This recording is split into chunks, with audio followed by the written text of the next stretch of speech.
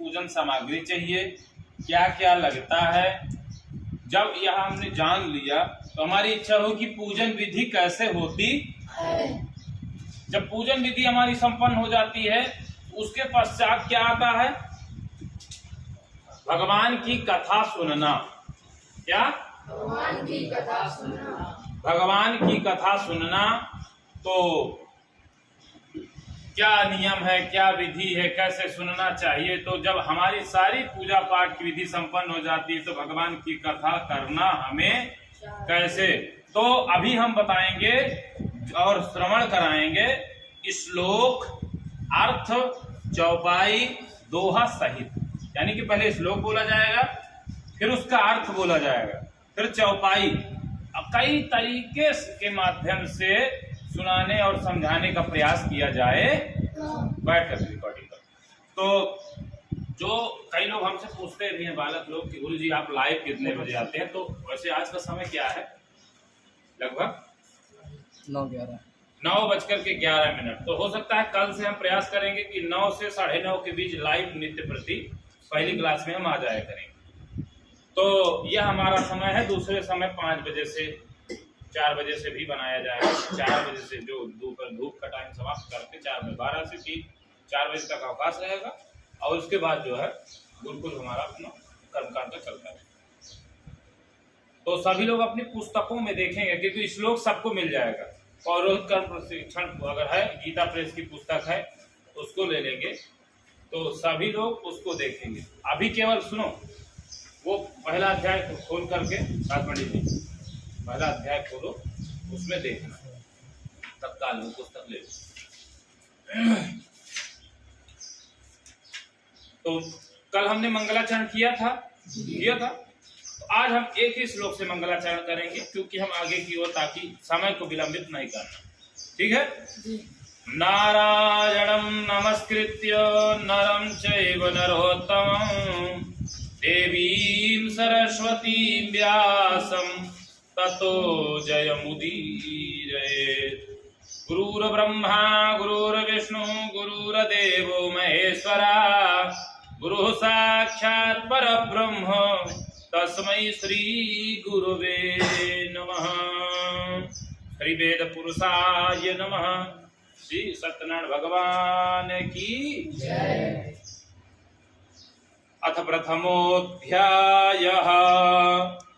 व्यास उवाच एकदा नैमिषारण्ये ऋषयः सौनकादयः पप्रच्छुर्मुनयः सर्वे सुतं पौराणिकं खलु। सबको दिख रहा है ना श्लोक? ठीक है। एक समय की बात है, नैमिषारण्य नामक वन में सौनक आदि 88,000 ऋषि गण एकत्रित होकर महान कष्टकारी कलिकाल से त्रस्त होकर होने वाले मानव के कल्याणार्थ विचार विनिमय कर रहे थे। इसी विचार संगोष्ठी के मध्य शिष्य श्री सूत जी महाराज का आगमन हुआ। उन्हें देखकर समस्त ऋषियों ने उठकर उनका अभिवादन किया। जैसे अभी गुरु जी आ जाए तो क्या किया जाता है? नमो नमः। तो जो जिस स्थिति में है, जैसे नमस्कार जिस परंपरा से है, वो परंपरा से नमस्कार करते, इस प्रकार से अभिवादन किया। और उक्त अवसर पर कथित कवि की पंक्तियों में भी लिखते हैं कि दोहा कि आवत हिया हुलसे नहीं, हर्षे नहीं, मन में प्रीति न हो। श्री शिव को गेह में कबहु न जई हो कोई।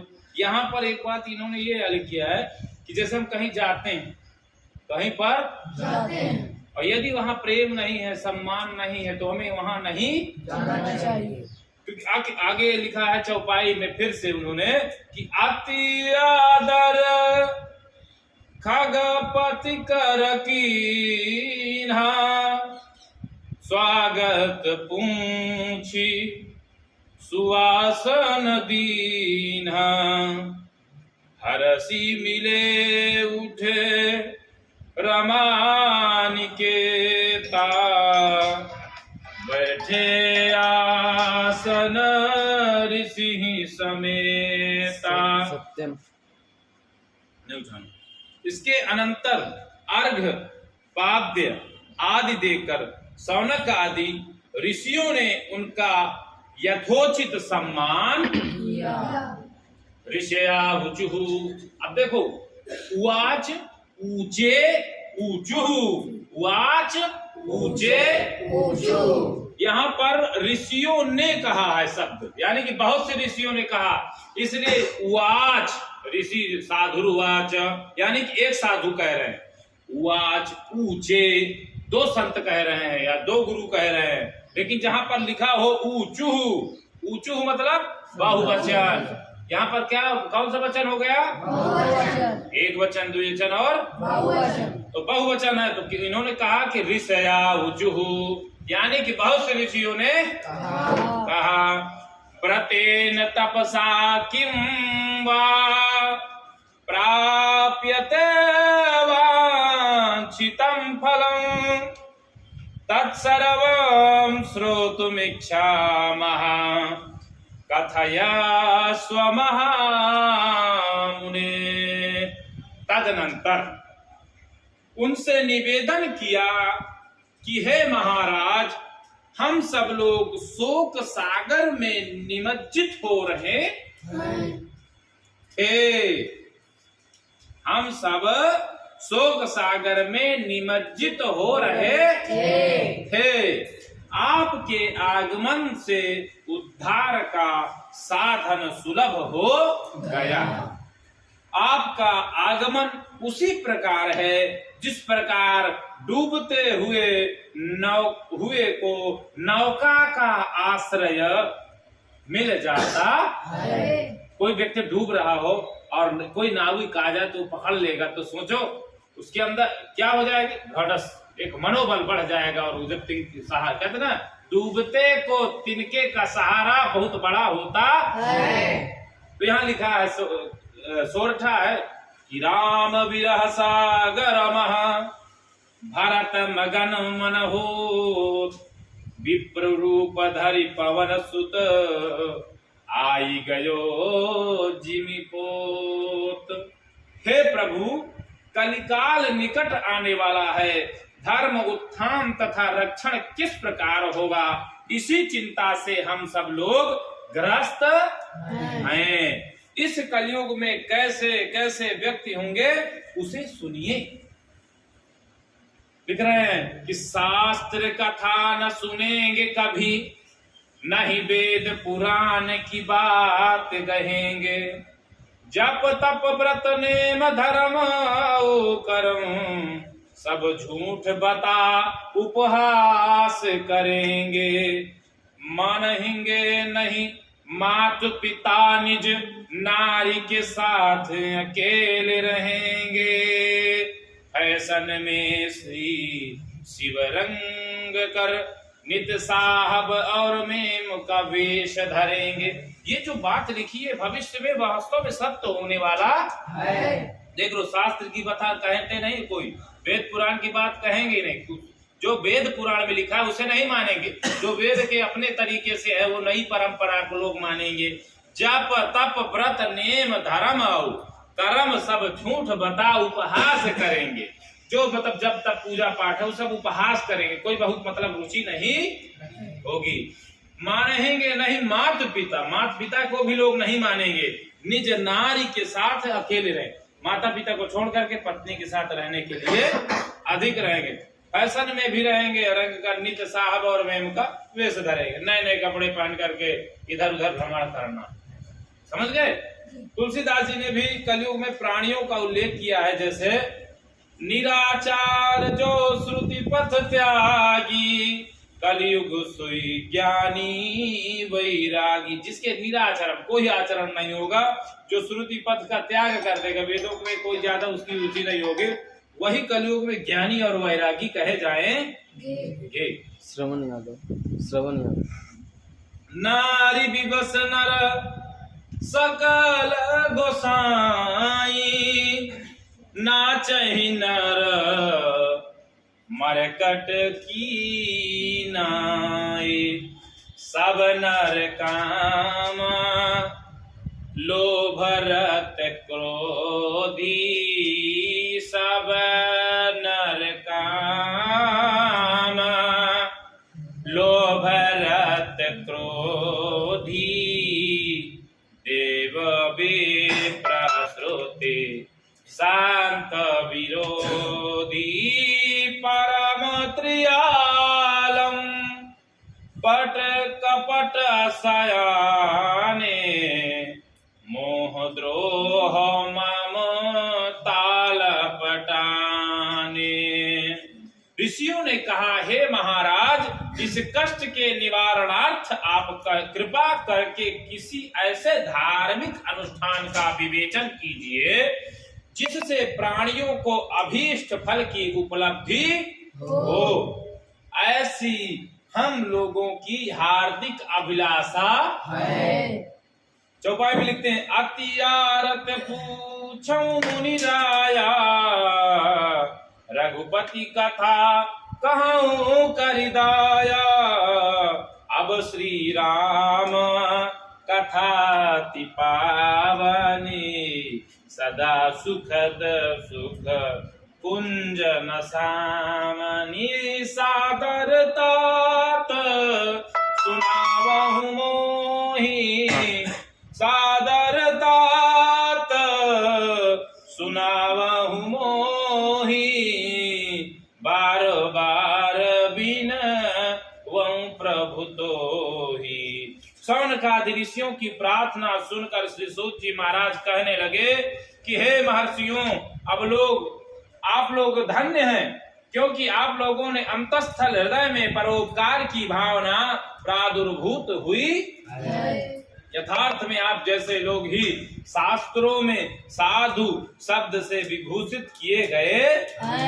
अब देखो, यथा जैसे साधनोति पर कार्याणि, साधनोति इति साधु, साधनोति पर कार्याणि इति, उसी के वो साधु कहते। किसको साधु कहते? साधनोति पर कार्याणि इति। गोस्वामी तुलसीदास जी ने फिर से लिख दिया कि परहित बस जिनके मन माही, तीन मह जगत दुर्लभ कछु नाही।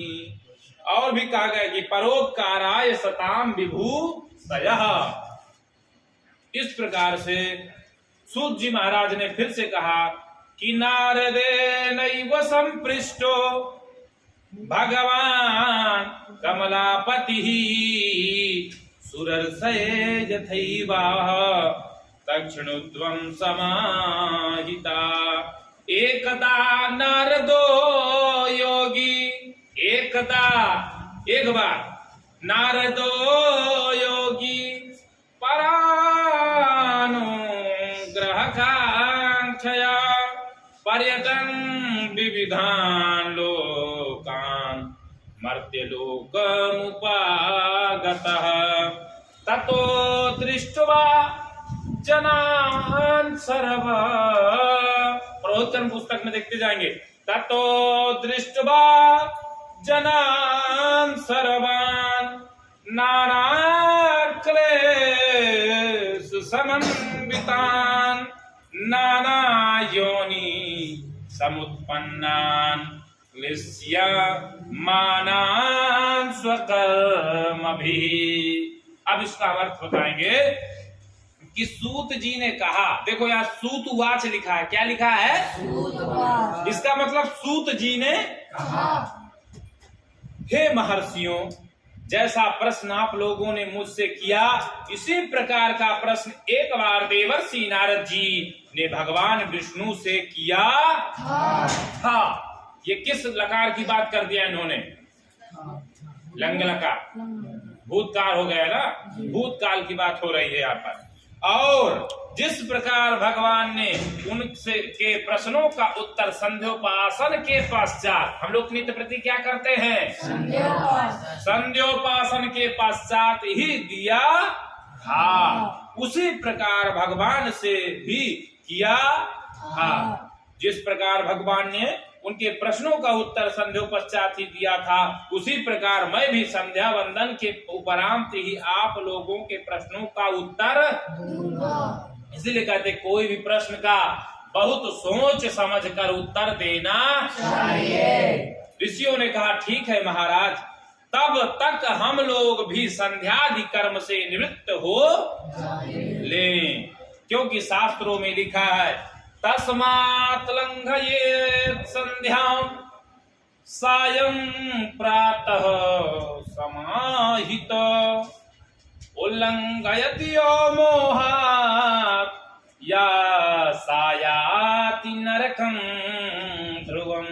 अर्थात जो आलस्य वश प्रातः तथा सायं संध्या नहीं करता है, ध्यान से सुनना, वह अवश्य ही नरकगामी होता है। इसलिए ध्यान से ध्यान है कि अपनी नित्य क्रिया को नित्य संपन्न करना चाहिए। संध्या वंदन से निवृत्त होने के उपरांत समस्त ऋषि गण सूत जी महाराज के सम्मुख उपस्थित हुए।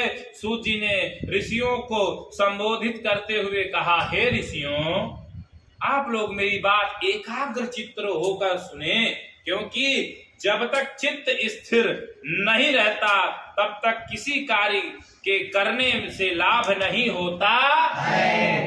हे महर्षियों, एक बार देवर्षि नारद जी परोपकार की कामना से अनेक लोकों में घूमते फिरते हुए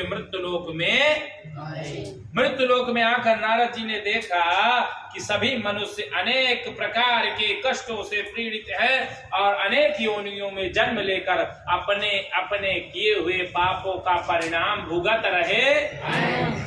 कहा कि केनोपायेन चैतेषां दुःख नाशो भवे ध्रुवम् इति संचित्य मनसा विष्णुलोकं गतस्तदा तत्र नारायणं देवं शुक्लवर्णं चतुर्भुजं शंखचक्रं गदा पद्म वनमाला विभूषितं दृष्ट्वा तं देवदेवेशं स्तोतुं समुपचक्रमे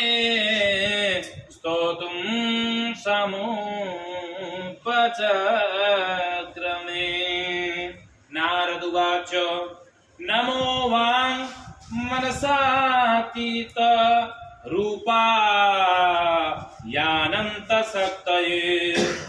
प्राणियों को इस प्रकार कष्ट में देखकर नारद जी का मन दयार्द्र हो गया उठा और वह अपने मन में विचार करने लगे कि इन प्राणियों का कष्ट किस प्रकार दूर किया जा सकता है। ऐसा सोचते विचारते हुए नारद जी विष्णु लोक को यह विचार नारद कर बीन गए जहाँ प्रभु सुख आसीन गावत राम चरित मृदुबानी प्रेम सहित बहु भांति बखानी।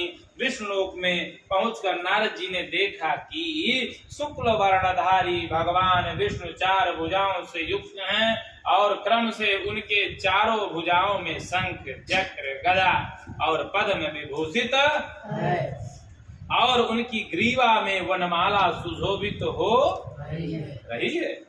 तुलसी कुंद मंदार परिजात सरोरुहै पंचभिसृजता माला वनमाला च कथ्यते।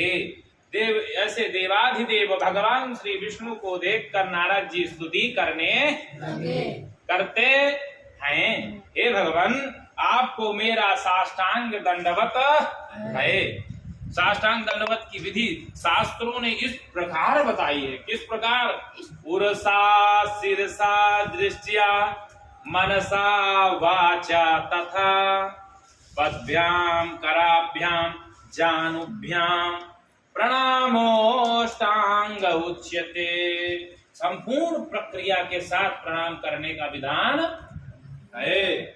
आप सर्वभूत प्राणियों के ज्ञाता हैं, आपके असंख्य रूप हैं तथा आपकी शक्ति अतुलनीय और असीम, जिसकी कोई सीमा नहीं है। असीम का मतलब कोई सीमा नहीं है। हाँ, आदि मध्यांतहीनाय निर्गुणाय गुणात्मने सर्वेषामादिभूताय भक्तानामार्तिनाशिनि श्रुत्वा स्तोत्रं ततो विष्णुर्नारदं प्रत्यभाषत।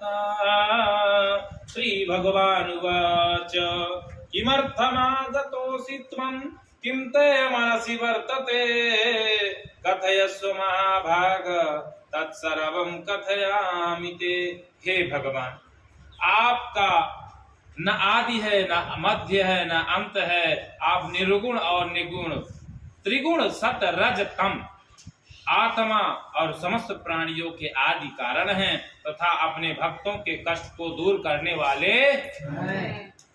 जय असुर निकंदन मुनि मनरंजन नहीं तव आदि अनंता।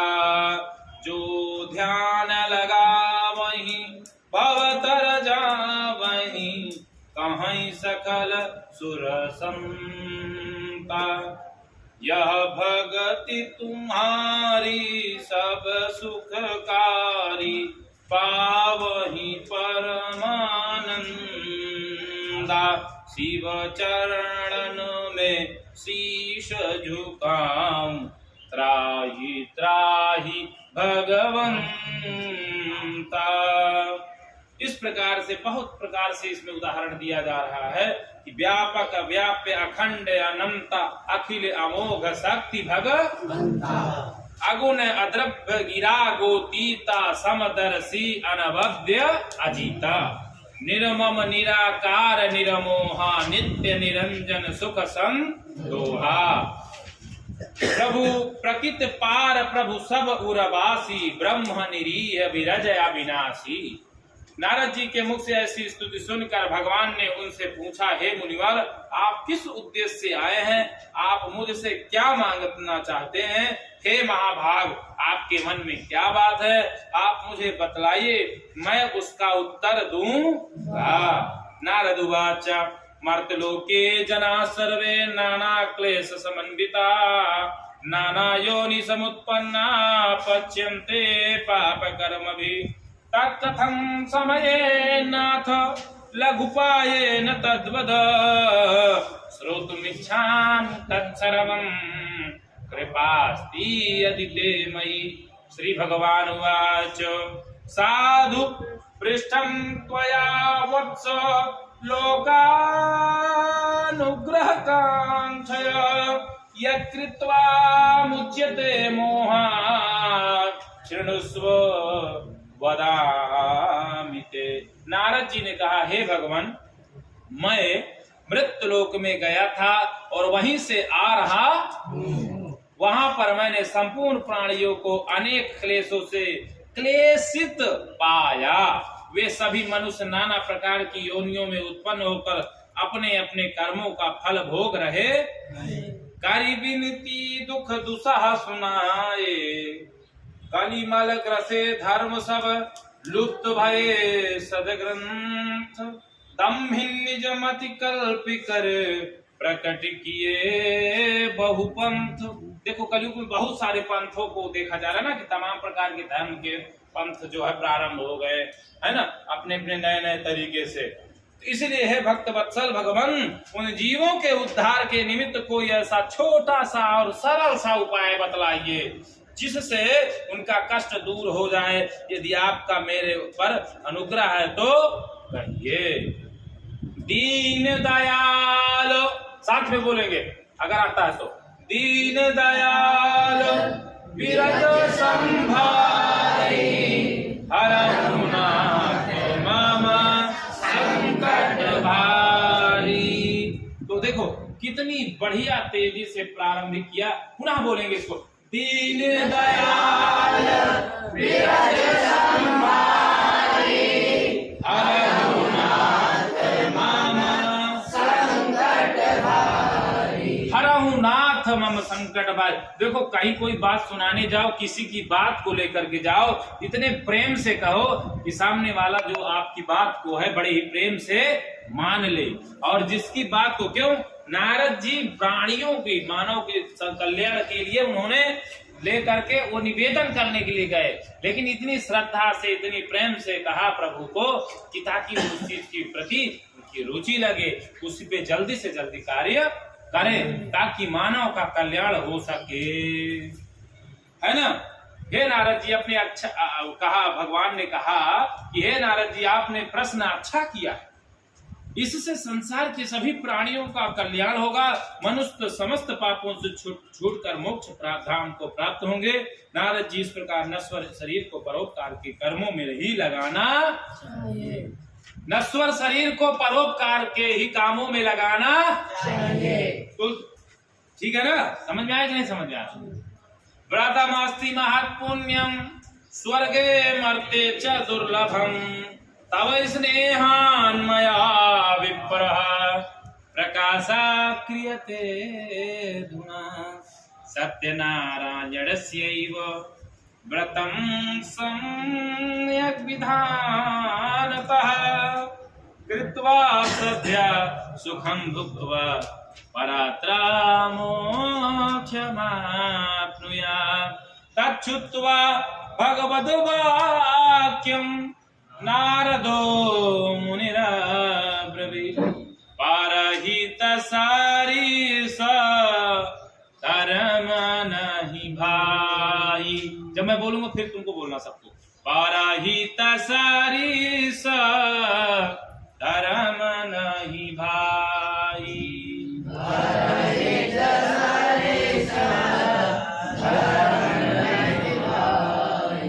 पर पीड़ा सम नहीं अधमाई,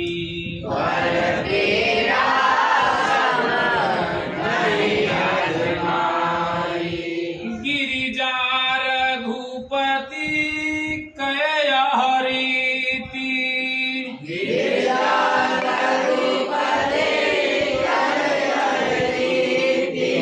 संतत करहि प्रणत पर प्रीति।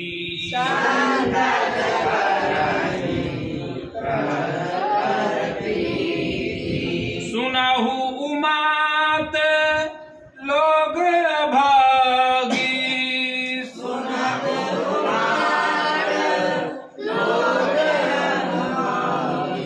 हरित जी होई विषय अनुरागी।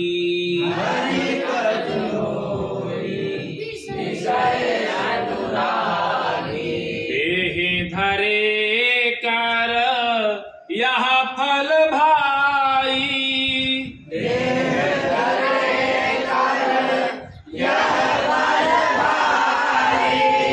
भजई राम सब काम बिहाई।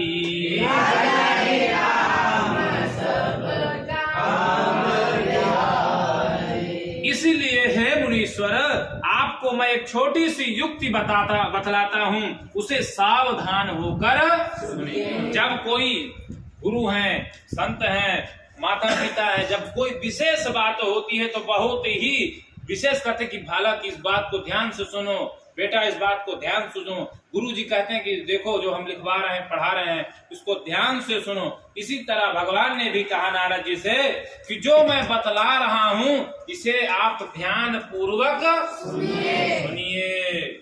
ऐसा व्रत बतलाता हूँ जो त्रैलोक में दुर्लभ है, तीनों लोक में दुर्लभ है और अत्यंत फलदायक है। हे नारद जी, इस व्रत को मैं आपके स्नेह के कारण प्रकट कर रहा हूँ, जो त्रैलोक में दुर्लभ है और अनंत फलदायक है। इस व्रत को आपके स्नेह के कारण मैं प्रकट कर रहा हूँ। इस उत्तम व्रत के प्रभाव से कलयुग के प्राणियों का मंगल हो, कलयुग के प्राणियों का मंगल हो जाएगा इस व्रत के करने से।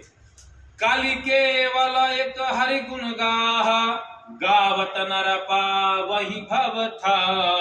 हे नारद जी, जो लोग इस कलिकाल में श्री सत्यदेव भगवान का विधि पूर्वक व्रत और पूजन करेंगे, वह इस लोक में शीघ्र ही सुख के भागी होंगे और अंत में प्रभु के परम धाम को प्राप्त होंगे।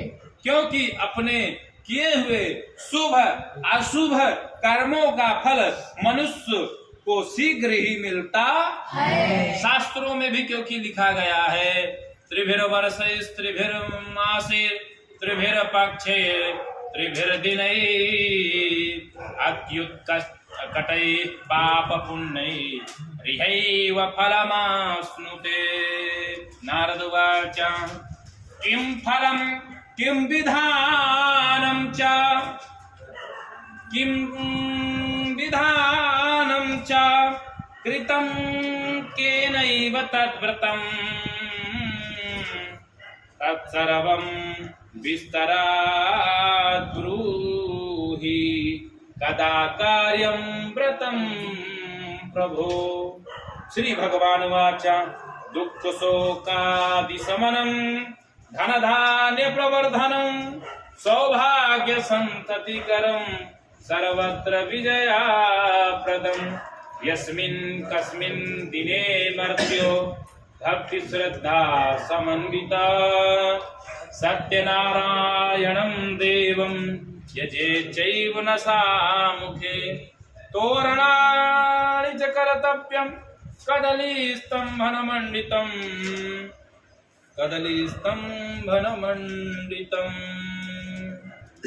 भगवान, हे भगवान, इस व्रत का फल क्या है, किस विधि से करना चाहिए, किस समय में करना चाहिए, इस सब व्रत का पूर्व काल में किसने किया, कृपया इन सब बातों को आप मुझसे विस्तृत विवेचना कीजिए। नारद जी का ऐसा बात सुनकर भगवान ने कहा, नारद जी, यह व्रत समस्त संतापों का नाश और धन धान्य प्रवर्धक है। इसके अतिरिक्त इस व्रत के प्रभाव से सौभाग्य की वृद्धि, संतान की प्राप्ति, सर्वत्र विजय लाभ होता है। इस व्रत को करने का दिन या समय निश्चित नहीं है। किसी भी दिन इस व्रत को भक्ति भाव युक्त होकर श्रद्धा पूर्वक किया जा सकता है। भगवान ने कहा, हे नारद जी, संध्या के समय ब्राह्मण और अपने बंधु बांधवों के साथ धर्म में प्रवृत्त होकर के सत्य देव का पूजन करना चाहिए। नारद जी, मैं आपको पूजन की विधि बतलाता हूँ, ध्यान से सुनिए। सर्वप्रथम केले के पत्तों से आच्छादित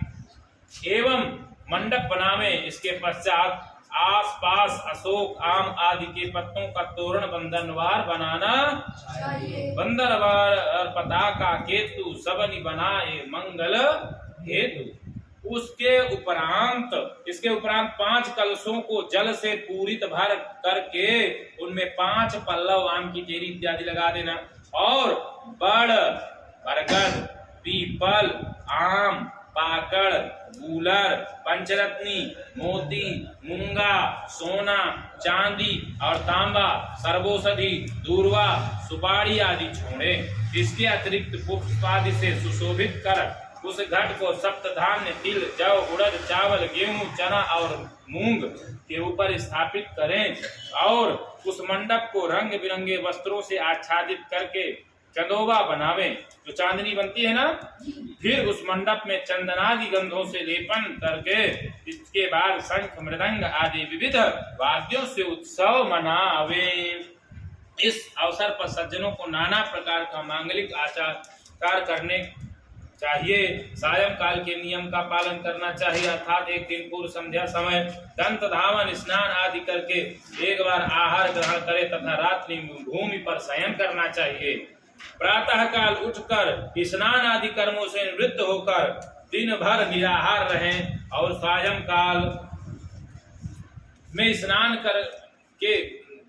के बाद आसन पर बैठकर गणेश गौरी नवग्रह का पूजन करें। तदनंतर सामर्थ्य के अनुसार भगवान विष्णु की स्वर्णमयी प्रतिमा बनावे अथवा शालिग्राम की मूर्ति रखकर उस पर प्रतिमा को मध्य कलश या सिंहासन पर स्थापित करें।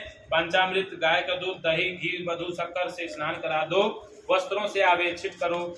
फिर वस्त्रों से परिवेष्टित कर प्रतिमा को तांबे के पात्र में स्थापित करें और स्वस्ति वादन पूर्वक उस प्रतिमा की स्थापित प्रतिष्ठा करके शालिग्राम की मूर्ति को कलश स्थापित करें। शालिग्राम की मूर्ति, ठीक है। उसके पश्चात चंदन, गंध, धूप, दीप, द्रव्य, पीत फल और मौसमी फल जो फल मिल सके ले ले और धूप दीप नैवेद्य तथा तांबूल आदि समर्पित कर भगवान का पूजन करें।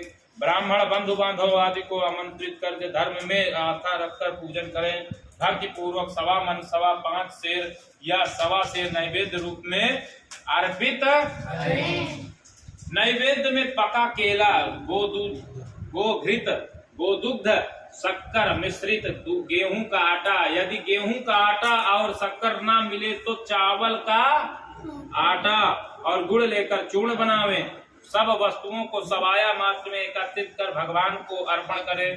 तत्पश्चात कथा वाचक ब्राह्मण को दक्षिणा प्रदान करके अपने कुटुंबियों के साथ कथा श्रवण करें। इसके बाद बंधु बांधवों सहित ब्राह्मण को भोजन करावें। प्रसाद ग्रहण करके बाद में गाना बजाना आदि करें। घर जाते समय मन में भगवान सत्यनारायण का स्मरण करते हुए जाएं। इस प्रकार करने से मनुष्य को अभीष्ट फल की प्राप्ति होती। विशेष करके कलिकाल में इससे बढ़कर कल्याणकारी और सरल उपाय इस पृथ्वी पर दूसरा नहीं है। श्री स्कंद पुराणे रेवा खंडे सत्यनारायण व्रत कथायाम प्रथमोध्याय। बोलो वृंदावन बिहारी लाल की जय। सत्यनारायण भगवान की जय।